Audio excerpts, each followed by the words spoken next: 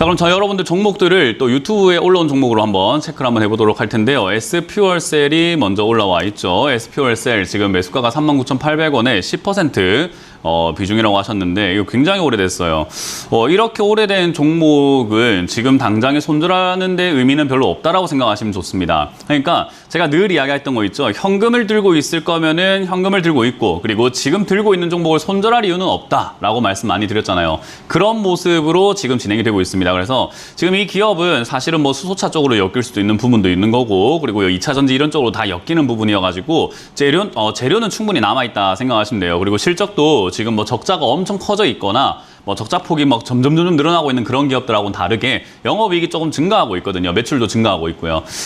그래서 성장의 가능성은 충분히 있어 보인다라고 생각하시면 되겠고, 어찌됐든 SP월셀은 지금 뭐 시장이 안 좋아서 빠진 거지 당장에 뭐 나쁜 기업은 아닙니다. 그래서 제 생각에는 2만 원대에 자리 잡을 가능성은 충분히 있어 보이기 때문에요. 여기서 자리 잡으면은 비중이 10%밖에 안 되니까 추가 매수를 좀 진행하시는 게 좋아요. 근데 자리 잡는다는 기준이 굉장히 애매하죠. 시장이 빠지는 것이 끝났을 때인 건데요. 아까 이제 시황에서 제가 말씀드리고 싶었던 건 삼성전자거든요. 삼성전자가 지금 56,000원이 전저점이에요. 그거 깨면은 추가 하락 가능성이 있는데 그러면 시장도 같이 밀립니다. 그럼 SP월셀도 같이 밀립니다. 그래서 그 점을 강조를 해드리고 싶었던 거고, 그게 이제 밀리게 되면 얘는 2만 원대에서 자리 잡을 수 있다. 그래서 지수가 빠지고 추석이 끝나고 나면 아마 지수가 빠지고 아마 2만 원대 자리 잡을 것 같아요. 그때 다시 한번 연락을 주셔가지고 추가 매수가 가능한지 자리를 잡았는지 체크를 한번 해보시는 게 좋지 않을까. 지금은 딱히 걱정할 건 없이 그냥 홀딩 하셔가지고 추가 매수만 생각하자. 그 이후의 일은 나중에 생각하자라는 전략으로 마무리하도록 하겠습니다. 다음 종목 넘어갑니다. 다음 종목도 유튜브에 올라온 종목으로 바로 체크 한번 해볼 텐데 대덕전자가 올라와 있네요. 대덕전자 지금 29,850원에 5% 비중인데요.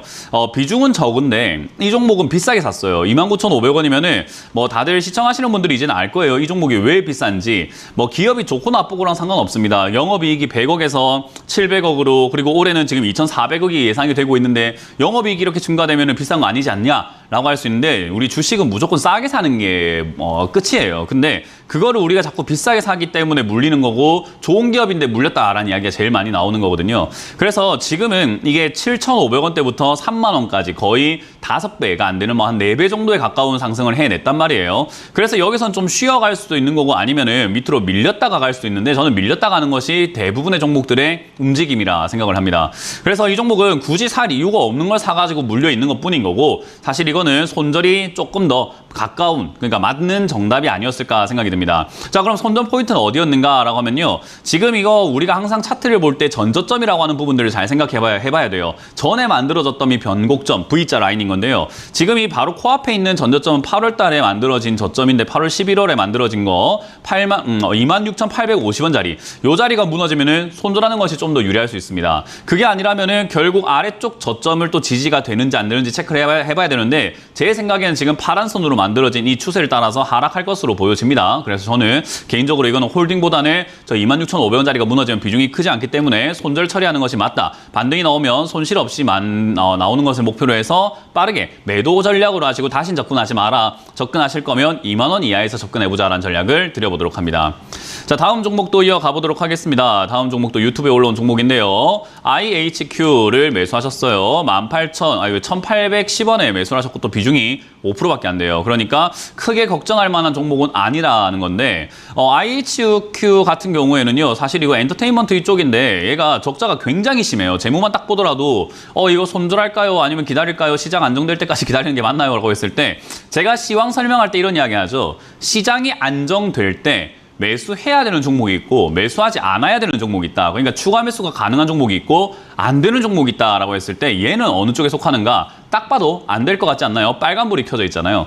그렇기 때문에 이 적자가 이렇게 심하다라는 거, 그리고 엔터주가 지금 굉장히 많이 힘들어하고 있는 상황이기 때문에요. 저는 이거는 시장 안정됐다고 해서 뭔가 답이 나올 것 같지 않다. 오히려 얘는 관리 종목 들어가고 유상증자하면서 주가가 지금보다 훨씬 더 싸질 거고, 그 상황에서 얘가 재무가 지금 안정적인가라고 하면요. 유보율이라고 하는 게 회사가 가지고 있는 돈인데요. 이 돈이 점점 줄어들게 될 때마다, 그리고 이미 조금 줄고 부채 비율은 좀 늘고 있죠. 재무가 좀 안 좋아질 때마다 아마 무상 감자 감자를 할 가능성이 높아요. 왜냐? 자본금이 700억으로 꽤 높은 편입니다. 이 회사가 시가총액이 그렇게 큰 편은 아니거든요. 지금 시가총액이 1,040억인데 자본금이 700억이라고 하면은 거의 시가총액과 자본금이 비슷하단 말이에요. 그러면은 사실 이 재무 처리를 하는데 굉장히 어려움이 있습니다. 그래서 아마 무상 감자 때릴 가능성이 높다. 유상증자와 감자를 동시에 하게 되면 이 주가 거의 뭐 박살납니다. 그러면은 지금 여기보다도 훨씬 더 많이 빠질 수 있다. 지금의 가치로 환산한다면 300원대, 200원대까지 내려갈 수 있는 거죠. 뭐 그때는 감자를 했기 때문에 뭐 2, 3천원대로 이렇게 변환이 되겠지만 그래도 지금 가치로 환산하면은